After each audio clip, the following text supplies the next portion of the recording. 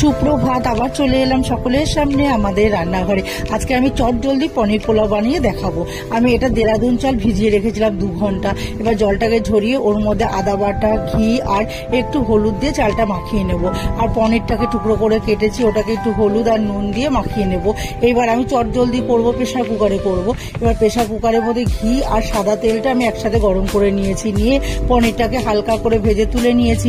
এবার ওটার মধ্যে গোটা গরম মশলা, তেজপাতা দিয়ে ফোড়ন দিয়ে এবার চালটাকে দিয়ে নাড়াচাড়া করে নেবো। নিয়ে এবার পরিমাণ মতো নুন, স্বাদ মতো চিনি আর কাজু কিশমিশ ভিজিয়ে রেখেছি ওটাকেও দিয়ে দেবো। দিয়ে এবার নাড়াচাড়া করে পনির ভাজাগুলোকে দিয়ে দেবো।